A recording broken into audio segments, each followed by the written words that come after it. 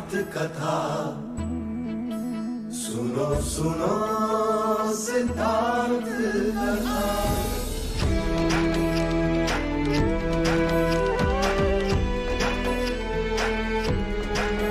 संसार में दुख का कारण क्या, संताप शोक का निवारण क्या। संसार में दुख का कारण क्या, संताप शोक का निवारण क्या। इस खोज में सब कुछ त्याग दिया, हर वैभव से वैराग लिया। वो सृष्टि से संयुक्त हुए, सिद्धार्थ से गौतम बुद्ध हुए।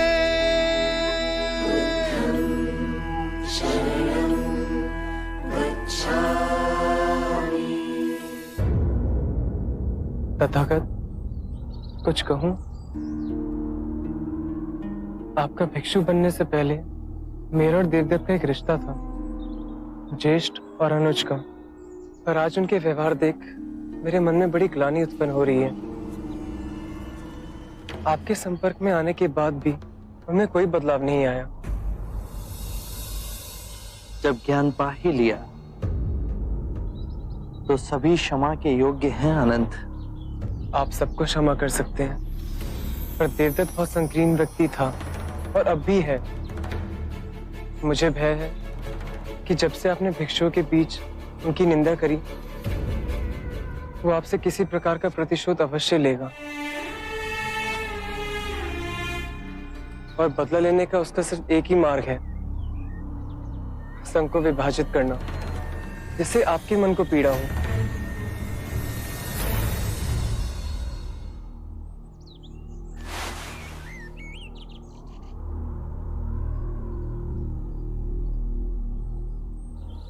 आनंद, संग मेरी चेतना है, मेरे मार्ग का प्रमाण है कि वो पीड़ा का कारण नहीं बनेगा। भिक्षुओं के सामने देवदत्त की आलोचना करने का मेरा एक ही कारण था कि मैं ये स्पष्ट रूप से कहना चाहता था कि मैंने देवदत्त को मेरा या संघ का कोई भी उत्तरदायित्व नहीं सौंपा है, और उसके पश्चात भी यदि देवदत्त कोई भी कृत्य करता तो वो केवल उसका दोष होगा।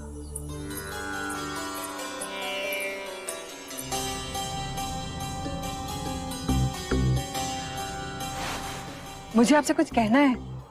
वो पर आनंद मेरी छाया है आम्रपाली, उसके सामने कुछ भी कहने में संकोच ना करना। मुझे मेरे पुत्र जीवक और कुछ भिक्षुओं से ये सूचना मिली है कि देवदत्त आपके प्रति विरोध की लालसा रखता है। ये सुनते ही मैं चिंतित उठी और आपसे मिलने चली आई। और जिसके संरक्षण में देवदत्त ये साहस कर रहा है वो और कोई नहीं पर अजात शत्रु है। अजात शत्रु आपका प्रभाव कम करना चाह रहा है और देवदत्त आपका स्थान ले आध्यात्मिक गुरु बनना चाह रहा है। ये दो स्वार्थी मिलकर षड्यंत्र रच रहे हैं आपके विरुद्ध। यही भय था मेरा तथागत। भिक्षु देवदत्त अच्छा वक्ता है, उसने कई भिक्षुओं को दीक्षा दी और सब उनसे बड़े प्रभावित भी हैं, उनका सम्मान करते हैं। आप सत्य कह रहे हैं। मैंने तो यहाँ तक सुना है कि देवदत्त आपके साधना मार्ग पे प्रश्न खड़े कर रहा है और आपकी साधना में त्रुटियां निकाल रहा है। आपके मार्ग को संशोधन का नाम देकर हर स्थान में भिक्षुओं को उकसा रहा है और कहता है कि आपकी सिखाने की प्रक्रिया आजकल के युवाओं के अनुरूप नहीं। जब जब संसार में स्वार्थ का विष फैलाया जाता है तो सदैव युवा वर्ग की आड़ में ही स्वांग रचाया जाता है। युवा जो बुद्धिहीन है, विवेक जिनके अंदर अभी जागा नहीं, और इस धूर्तता में अजात शत्रु देवदत्त का सहभागी है। अजात शत्रु ने गैसेसा वन भिक्षा में देवदत्त को दिया, भोजन और जल की व्यवस्था भी की। सैकड़ों भिक्षु जुड़ गए हैं। वो आपके संग में फूट डालकर एक दूसरा संघ बनाने जा रहे हैं। बुद्ध, आपके उपदेश का समय हो गया है। मैं आज्ञा चाहती, आपके लिए बहुत चिंतित, बहुत भय हो रहा है। जीवन का रहस्य है भय से मुक्त होना। कल क्या होगा किसी को नहीं पता। मेरा क्या होगा, तुम्हारा क्या होगा। आम्रपाली, किसी पर भी निर्भर ना होना। जब तुम भय को अस्वीकार करोगी तो तुम्हें पूर्ण मुक्ति मिलेगी।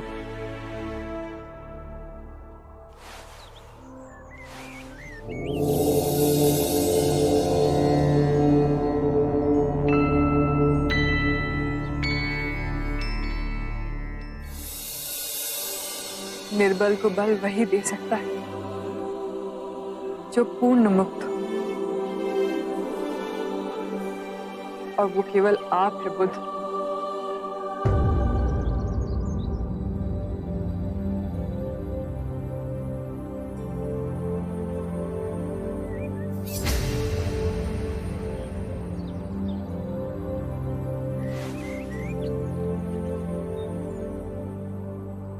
आज राजगृह से बहुत लोग आए हैं, अन्य सभा स्थलों से भिक्षु भी आए हैं। कोई प्रश्न या चिंता आप बुद्ध के समक्ष रखना चाहते हैं?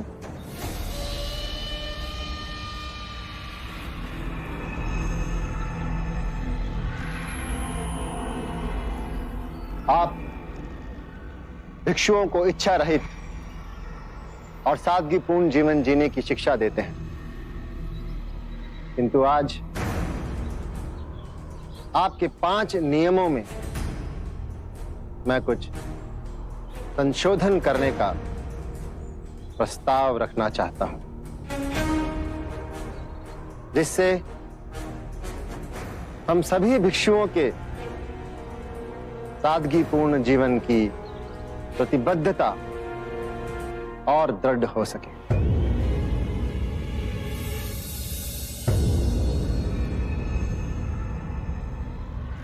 एक, सभी भिक्षुओं का वन में ही रहना अनिवार्य हो। गांव में जाकर रहना या सोना प्रतिबद्ध। दूसरा, भिक्षा में जो भी मिले भोजन के रूप में भिक्षु केवल उसे ही ग्रहण करें। किसी के घर से भोजन के निमंत्रण को स्वीकार ना करें। तीसरा, भिक्षु फटे पुराने कपड़ों को सीकर केवल उन्हें ही अपने वस्त्र के रूप में ग्रहण करें। किसी के द्वारा भेंट में दिए गए वस्त्र ग्रहण ना करें। चौथा, निद्रा हेतु भिक्षु केवल वृक्ष के नीचे ही सोएं। कुटिया या भवन का उपयोग ना करें। और सबसे अधिक महत्वपूर्ण ये 5वां संशोधन मैं देना चाहता हूं कि सभी भिक्षु केवल शाकाहारी भोजन ही करें। देवदत्त, मैं तुम्हारे नियमों की अनिवार्यता स्वीकार नहीं कर सकता। जो भिक्षु केवल वनों में रहना चाहते हैं उन्हें इसकी अनुमति है। बाकी अन्य ग्रामों और नगरों में रह सकते हैं। जो भिक्षु केवल भिक्षाटन द्वारा भोजन करना चाहते हैं वो उपासकों के निमंत्रण को अस्वीकार कर सकते हैं। अन्य को स्वतंत्रता है कि वो उपासकों के निमंत्रण को स्वीकार कर सकते हैं। जो भिक्षु चीथड़ों को सीकर भिक्षु वस्त्र पहनना चाहते हैं वो इसके लिए स्वतंत्र है, किंतु अन्य जिन्हें उपहार में भिक्षु वस्त्र मिले वो 3 से अधिक ना लें। जो भिक्षु वृक्षों के नीचे सोना चाहते हैं वो ऐसा करने के लिए स्वतंत्र हैं, किंतु अन्य कक्षों और कुटियाओं में रह सकते हैं। ये उनका अधिकार है देवदत्त। जो भिक्षु शाकाहारी भोजन करना चाहते हैं उन्हें इसकी अनुमति है, किंतु अन्य जो मांसाहारी ग्रहण करना चाहते हैं वो मांसाहारी ग्रहण कर सकते हैं, किंतु उनके भोजन के लिए किसी भी जीव की जीव हत्या नहीं की गई हो। देवदत्त, वर्तमान व्यवस्था के अनुसार भिक्षुओं को जनमानस से संपर्क करने का अवसर मिलता है, उन्हें सद्धर्म मार्ग की शिक्षा प्रसारित करने का अवसर मिलता है। तो आप मेरे संशोधनों में त्रुटियां निकाल रहे हैं। त्रुटियां तो आप निकाल रहे हैं देवदत्त। मैं बुद्ध से बात कर रहा हूं। तो आप मेरे ये संशोधन स्वीकार नहीं करेंगे? देवदत्त, मैं तुम्हारे संशोधन को अस्वीकार करता हूं।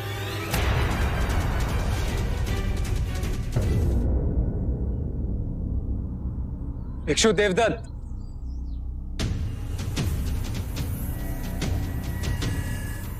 आपको पता भी है आप क्या करें भिक्षु देवदत्त? बड़े भाई से ऐसे बात करते हैं? आनंद, मनुष्य बड़ा अपने कर्मों से होता है, और बड़े भाई जैसा कौन सा कार्य कर रहे हैं आप? आप पद भ्रष्ट हो तो क्या संघ को भी पद भ्रष्ट करोगे? मैं तो इस नई पीढ़ी को एक नई दिशा दे रहा हूं, एक नई सोच। ये क्या बात है? यदि आप बुद्ध के समक्ष अपने मन की बात रखेंगे तो बुद्ध का अपमान हो जाएगा। बुद्ध आपके मान सम्मान से बहुत ऊपर है। फिर भी माननीय देवदत्त के 5 नियमों को बुद्ध ने ठुकराया। क्यों? क्योंकि बुद्ध के नियम से अधिक कठोर है देवदत्त के नियम। जैसे सांसारिक रहते हैं वैसे भिक्षु रहेंगे तो सर्वनाश नहीं होगा। संसारिक और परम सत्य के बीच बुद्ध का ज्ञान ही द्वार है।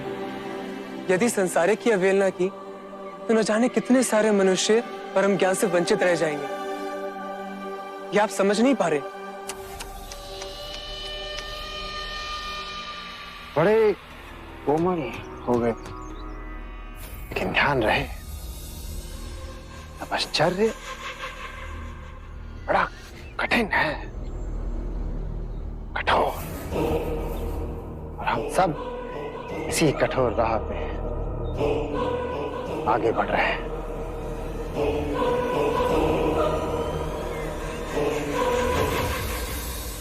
तो देवदत्त ने संघ का विभाजन कर दिया। देवदत्त ने बबूल बोए हैं तो वो फल कहां से पाएगा? आनंद, जब तुमने ये समझ ही लिया तो मन में उद्वेग क्यों? अब हम जहां भी जाएंगे तो मुक्ति के मार्ग की नहीं, संघ के विभाजन की चर्चा होगी। धर्म के मार्ग का उल्लंघन किया है देवदत्त ने, संघ का विभाजन किया है देवदत्त ने। बुद्ध, आज आप ये घोषणा कर दें कि देवदत्त हमारे संघ का सदस्य नहीं रहा, वो पथभ्रष्ट हो गया है। महाकश्यप, आपने पहले देवदत्त की प्रशंसा की थी, क्या आप सही कह रहे थे? हाँ बुद्ध, मैंने प्रशंसा की थी, लेकिन वो प्रशंसा उसके तप, सदाचार और व्यवहार के लिए थी। और अब आप देवदत्त की निंदा कर रहे हैं, क्या ये सत्य कह रहे हैं? हाँ बुद्ध। बस मुझे यही जानना था। जो हो, सर्वप्रथम सत्य का साथ मत छोड़ना। तो कल प्रातः ही हमारे समस्त भिक्षु ये घोषणा कर देंगे कि देवदत्त पथभ्रष्ट हो गया है, अब वो हमारे संग में नहीं रहा।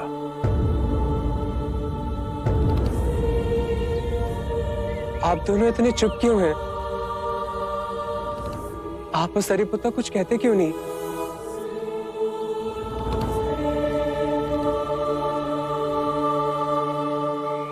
बुद्ध, मैं और मोगलाना देवदत्त के संग में जा रहे हैं।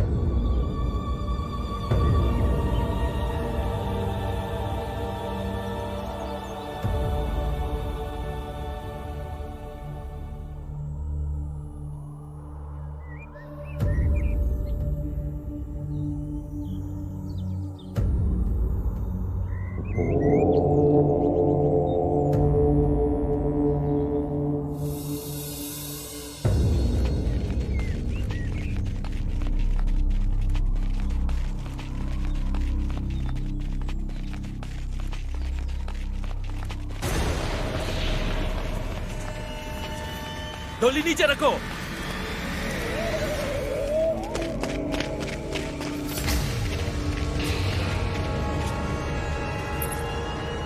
देवी आम्रपाली, वैशाली के राजा का हमें आदेश है कि जैसे ही आपकी डोली वैशाली की सीमा में पहुंचे, आपको बंदी बनाकर उनके सामने ले जाया जाए। बंदी बना ही रहे हो तो अपराध भी बताइए। आप पर देशद्रोह का आरोप है। आपने वैशाली के परम शत्रु मगध नरेश अजात शत्रु को शरण दी और अजात शत्रु की सच्चाई जानने के बाद भी आपने उनसे संबंध रखे।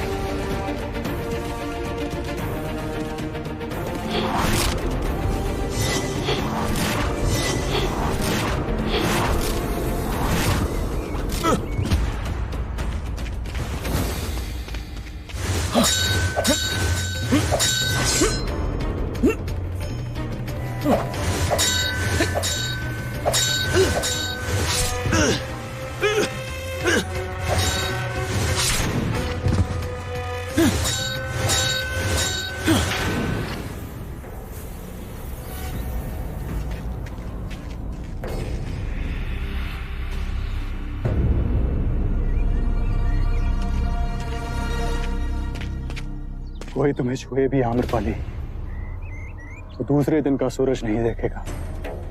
अब तो मेरा विश्वास करो, मैं तुम्हें कितना प्रेम करता हूं आम्रपाली।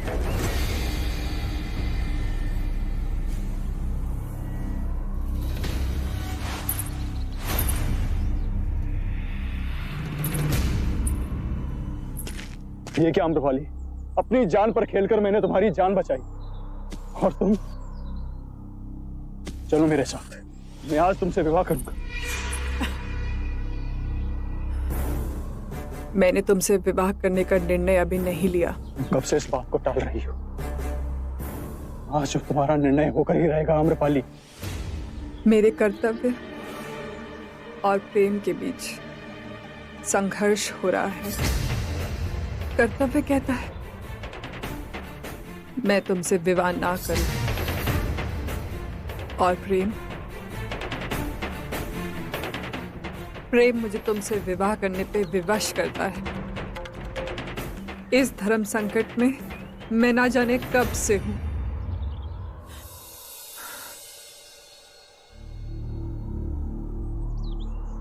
पर अब मेरे सामने सब स्पष्ट हो गया है। मैं अधीर हो रहा हूं आम्रपाली, शीघ्र बताओ क्या है तुम्हारा निर्णय आम्रपाली? बुद्ध कहते हैं कि भय से मुक्त हो जाओ। भयभीत होके ये मत सोचो कि कल क्या होगा, मेरा क्या होगा। किसी पे निर्भर मत रहो। और जब भय को अस्वीकार करोगे तो संपूर्ण मुक्ति मिलेगी। और तुम्हारे पास सिर्फ एक ही शक्ति है अजात शत्रु, भय की। तुम्हारा नाम सुनते ही लोग भयभीत हो जाते हैं, कांपने लगते हैं। आज कितने निर्दोषों को तुमने मृत्यु के घाट उतारा है। ये सब मैंने तुम्हारे प्रेम के लिए ही किया है आम्रपाली। प्रेम का नाम मत लो। तुम्हारे मुंह से ये शब्द अच्छा नहीं लगता। कुछ ही क्षणों में तुमने कितने परिवारों को उजाड़ दिया है, कितनी औरतों को विधवा किया है, कितने बच्चों को अनाथ कर दिया तुमने। ये चारों ओर बिखरे शवों का बोझ लेकर मैं तुमसे विवाह ना कर सकूंगी। तुमने मेरी शांति छीन ली है, मुझे अपने पापों का भागीदार बना दिया है।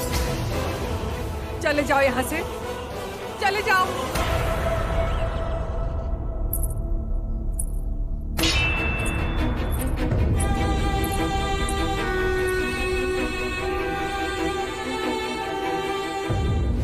महाराज, जिसे हमने वैशाली की नगर वधू बनाया, उसी ने देशद्रोह किया। महाराज, युद्ध में घायल मगध नरेश अजात शत्रु को इसने अपने घर में छुपाया। उसकी चिकित्सा के बहाने पर उसे वैशाली के सारे भेद बताए। ये अब भी अजात शत्रु से मिलती रही है महाराज। आम्रपाली, क्या ये आरोप सत्य है?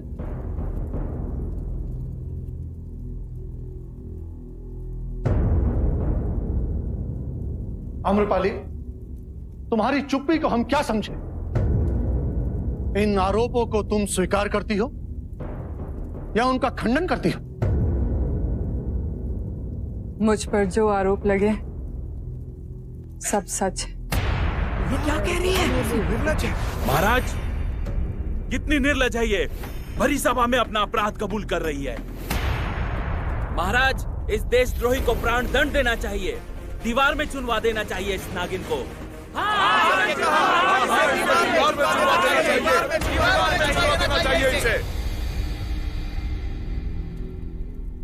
आम्रपाली, ये सुनकर हमें बहुत कष्ट हुआ। वो क्या कारण था जिसके लिए तुमने वैशाली के साथ ऐसा विश्वासघात किया? महाराज, मैं जो वैशाली पर अपनी जान छिड़क के आज अपराधी बन इन सब की घृणा की पात्र बन गई। सबकी आंखों में तो मैं दोषी ठहरा दी गई। नहीं आम्रपाली, जब तक दोष सिद्ध ना हो कोई तुम्हें दोषी नहीं मान सकता।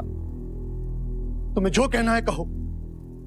मैं बुद्ध की अनुयायी हूं और बुद्ध ने कहा है कि कोई भी जीव, प्राणी या मनुष्य घायल अवस्था में मिले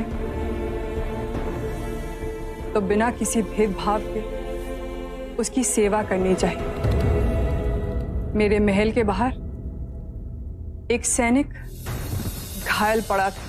उसके शरीर पर वैशाली के सैनिक के पोशाक थे। मुझे नहीं पता था उस व्यक्ति की वास्तविकता क्या है और उपचार करते करते मुझे उससे प्रेम हो गया।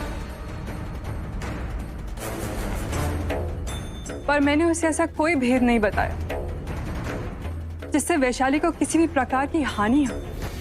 हम ये बात मानते हैं कि तुमने जानबूझ के वैशाली के शत्रु को शरण ना दी, परंतु जाने या अनजाने तुमने घोर अपराध किया है।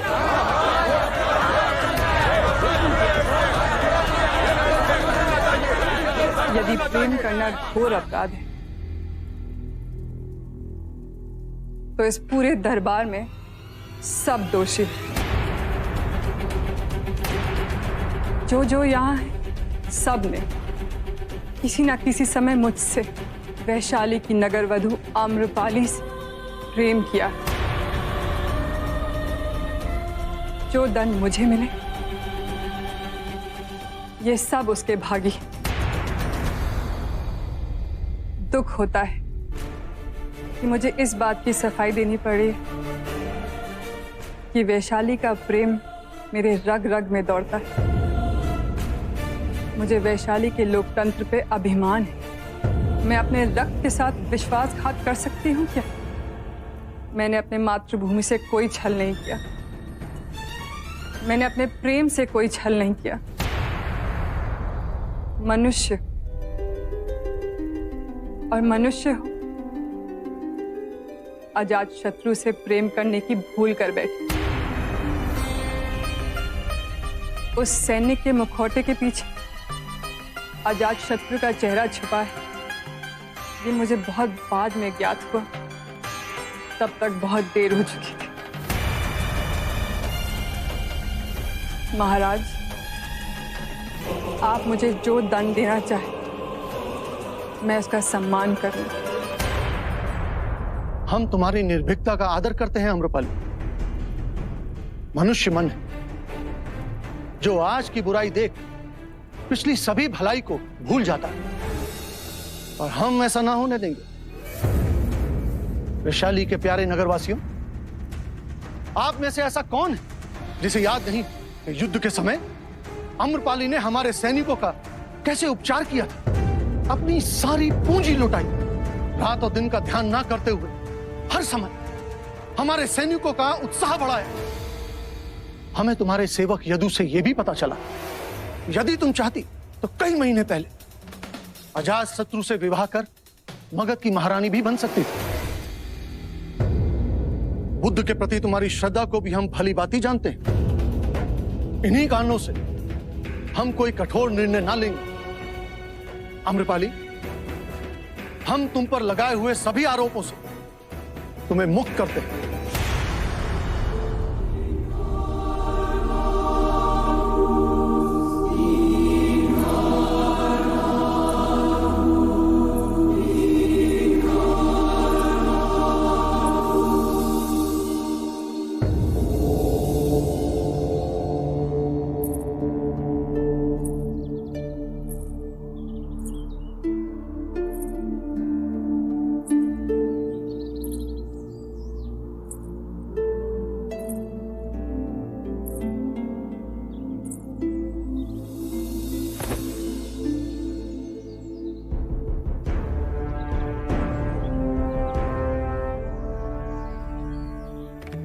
क्या इन चरणों में मुझे स्थान मिलेगा शाक्यमुनि गौतम? मुझे दीक्षा देंगे, अपनी भिक्षुनी बनाएंगे? वैराग्य तुम्हारे अंतर से उठा है आम्रपाली। मैंने इस छल कपट से भरी दुनिया की वास्तविकता देख ली है। जीवन के इस घूमते चक्र से निकलकर मैं शांति पाना चाहती हूँ।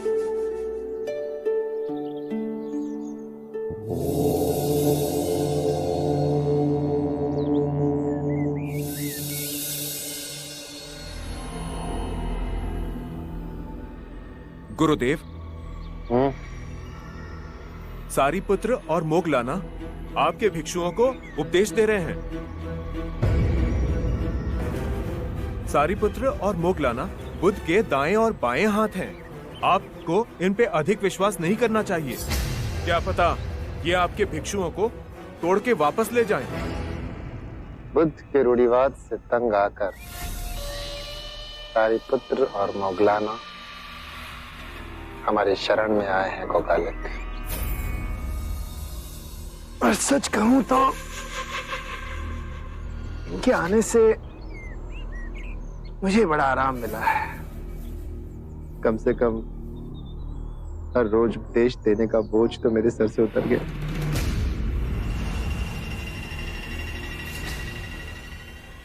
बुद्ध और उसके भिक्षुओं ने मुझे संघ से निकाला था ना, इनका मेरी शरण में आना मेरी विजय है। ये दोनों क्या भिक्षुओं को पट्टी पढ़ाएंगे कोकालिक?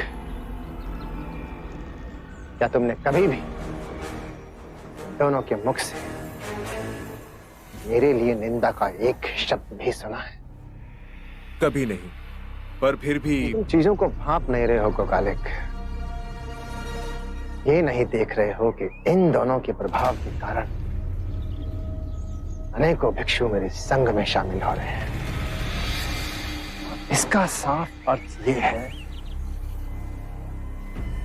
कि लोगों के मन में ये भावना प्रबल हो रही है कि खोट बुद्ध में ही है, और इसका जीता जागता उदाहरण है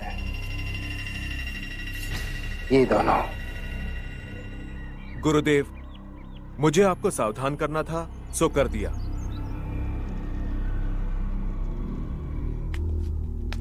ये कपिलवस्तु का सैनिक यहाँ? प्रणाम राजन देवदत्त। क्षमा करें, आपको ये दुखद समाचार देने का भार मुझे सौंपा गया है कि कुछ दिन पूर्व राजा दुर्योधन की मृत्यु हो चुकी है और उनकी मृत्यु के पश्चात महारानी मंगला का स्वास्थ्य दिन प्रतिदिन गिरता गया है। अपने अंतिम समय में एक बार आपसे मिलने की इच्छा रखती हैं और आपसे मिलकर आपको कुछ बताना चाहती हैं, इसलिए शीघ्र आपको मेरे साथ कपिलवस्तु चलना होगा। हाँ, हम अवश्य चलेंगे इसी समय। कुमालिक, हमारे पीछे से संघ की देखरेख का कार्य तुम्हें संभालना है। जय गुरुदेव। ध्यान रहे। जय गुरुदेव।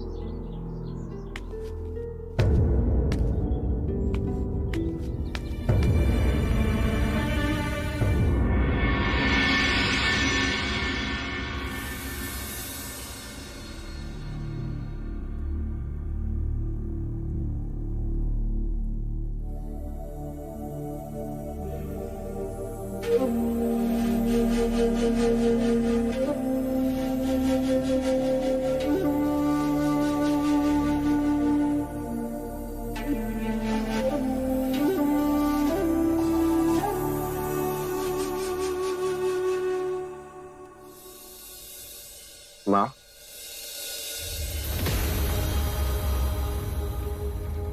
माँ, माँ देख। कौन? माँ, मैं तेरा देव। माँ,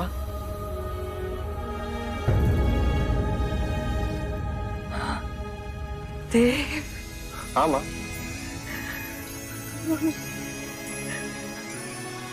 हाँ पुत्र, तू आ गया पुत्र। हाँ माँ।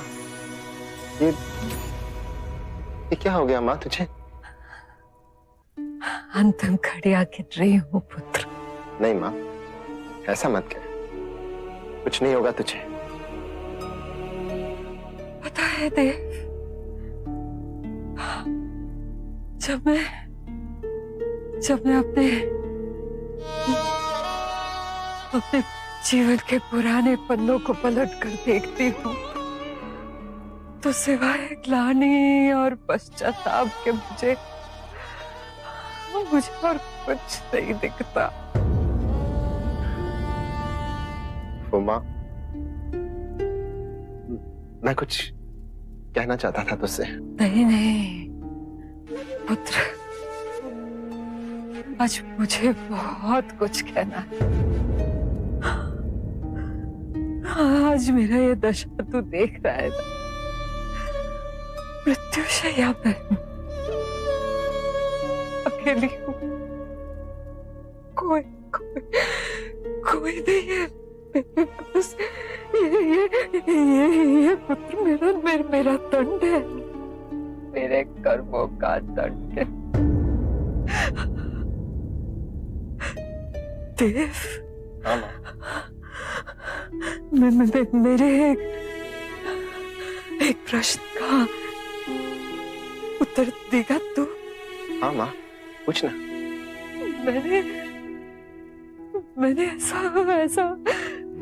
ऐसा क्यों किया? अपने पूरे जीवन में मैंने सबको धोखा दिया। जिन्होंने भी मुझ पे विश्वास किया, भरोसा किया, सबका विश्वास मैंने तोड़ दिया। छल किया मैंने। बता सकता है ऐसा क्यों किया? आज पछता रही हूँ मैं। वो जो मेरे अपने थे, जिनसे सब कुछ छीनना चाहा,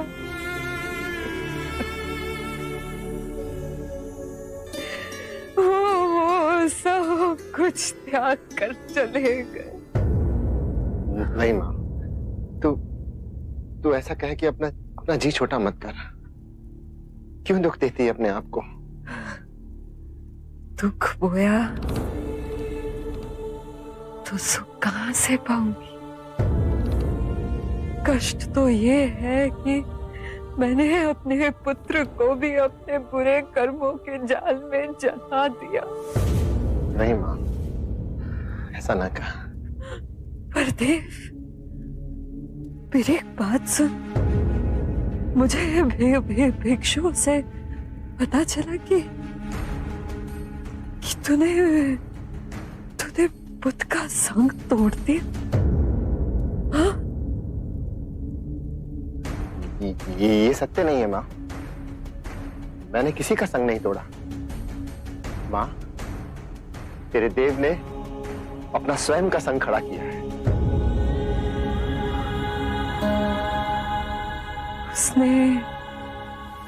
उसने सब कुछ त्याग दिया। इतनी यातना सही, इतनी तपस्या की, तब कहीं जाके सिद्धार्थ बुद्ध बना और तू उस पर अपना अधिकार जमा रहा है पुत्र। नहीं माँ, मैंने भी इतने वर्षों के जतन के बाद में बुद्ध के मार्ग में त्रुटियों को खोजा है, संशोधन किए, साधना की नई पद्धतियों को खोजा है माँ। मेरे कारण बहुत से युवा आकर्षित हो रहे और उन्हें अपने प्रश्नों के उत्तर मिल रहे। बड़ा अनर्थ कर रहा है तू। साध धर्म का मार्ग उन्होंने खोजा, उनके कारण आज तू त्रुटियां खोजने में समर्थ हुआ। देव, सावधान हो जा। समाज, हम बुरा करने वाले, हमारे मन के किसी कोने में ये प्रबल विश्वास होता है कि मृत्यु दूसरों की होती है, हमारी नहीं। पुत्र, हमारी नहीं। ना तू रहेगा, ना तेरा संग। जैसा करेगा पुत्र, वैसा ही भरेगा। माँ, तुझे पता नहीं है मेरे कारण कितने लोगों के कष्ट दूर हुए। भ्रम है ये तेरा। जब तू छोटा था तब सिद्धार्थ बनना चाहता था, नहीं बन पाया। आज आयु बढ़ने के साथ साथ तू बुद्ध बनना चाहता है। तू कभी बुद्ध नहीं बन पाएगा पुत्र, नहीं बन पाएगा। युगों युगों में एक ही बुद्ध होता है। कई जन्मों के तपस्या के बाद सिद्धार्थ बुद्ध बन पाया पुत्र। तो मरते मरते भी तूने मुझे ये कटाक्ष और ताने देने के लिए यहाँ बुलाया है।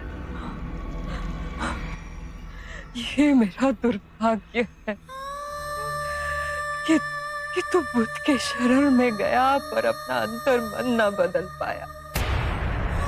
ईर्ष्या के कारण, मेरे दिए हुए बुरे संस्कारों के कारण तू उनके चरणों में बैठ अपने सारे पाप धोता। पर पुत्र, तूने तो उल्टा बुद्ध पे ही आघात किया। तू कभी भी बुद्ध नहीं बन पाएगा पुत्र, मेरी बात मान। मैं बुद्ध बनूंगा माँ, मैं बनूंगा बुद्ध। यदि बुद्ध बनना चाहता है तो स्वयं अपना मार्ग खोज, नहीं तो बुद्ध की छाया बनकर चल। मुक्ति का द्वार स्वयं तेरे अंतर मन में खुल जाएगा। प्रतिष्ठा के पीछे मत भाग पुत्र, क्षणभंगुर है। मुक्ति ही सत्य है पुत्र। इतने वर्षों से इस बुद्ध के प्रवचन पर्याप्त न थे माँ, जो तेरे भी प्रवचन सुनूं मैं। उनसे क्षमा मांग पुत्र, उनके शरण में जाओ। ये कदापि ना होगा। यदि तूने मेरी ये अंतिम इच्छा पूरी न की तो ये हम दोनों के लिए अच्छा ना होगा। हाँ, तू मुझे अग्निदान नहीं देगा और मेरे पुत्र के हाथों अग्निदान न मिलने के कारण मेरी आत्मा भटकेगी। पुत्र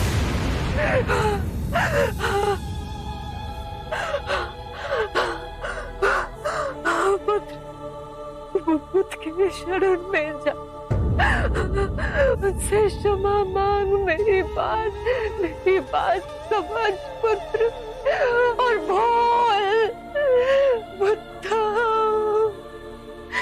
शरणं गच्छ।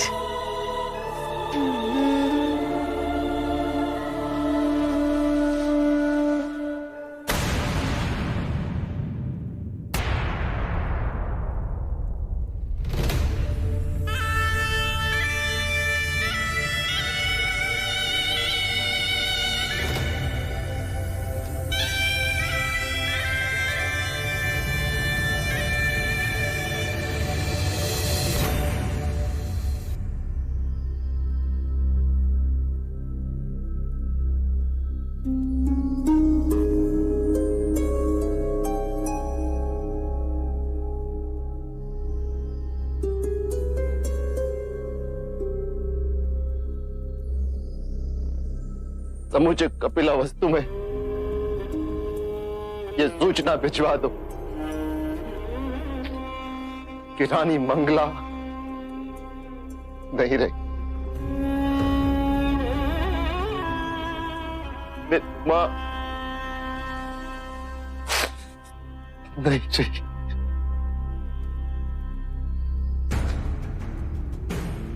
इसका अंतिम संस्कार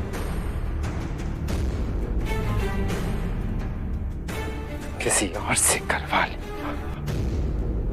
आरंभ हो गई निर्वाण प्रथा, सुनो सुनो